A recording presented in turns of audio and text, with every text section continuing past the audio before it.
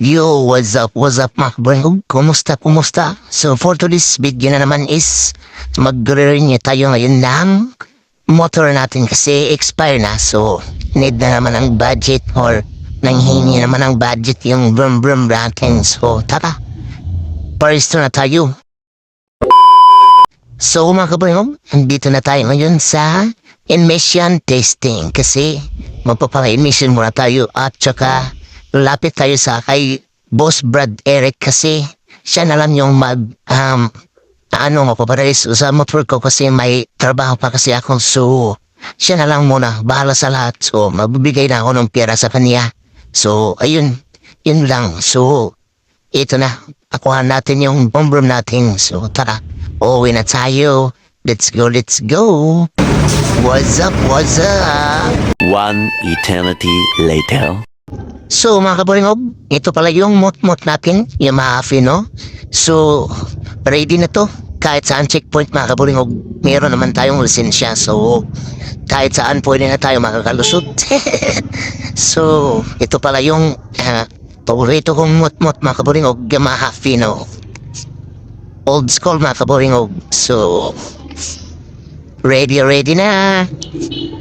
Yo, what's up mga kabaringog? So ito, ganun lang kabilis. So nakuha na natin agad yung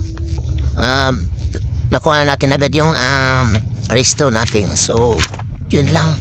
So sa mga nagtatanong kung anong requirements at ano gawin. So una-una is siyempre dalhin nyo yung motor nyo or sasakyan. So at dalhin nyo yung original OR at kahit Xerox lang CR. So yun lang yung kailangan. So unang gagawin mo dun is pupunta ka ng emission testing.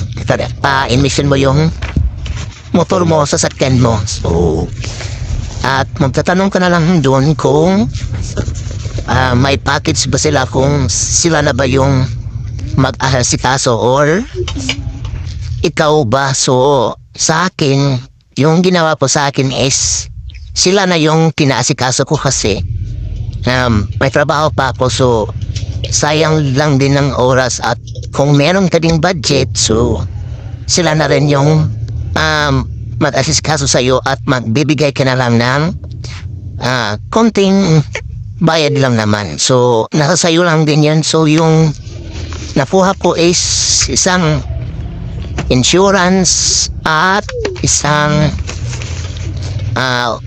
original OR. So na-register na yung Fino natin mga kabaringog. So sana nakatulong sa inyo kahit short vlog lang to. So that's all. So maraming salamat sa tumulong sa atin na si Boss Brad Eric. So shout out sa iyo Brad. Sa susunod na naman ulit. So hanggang dito na lang mga kabaringog. Thank you for watching. Bye-bye.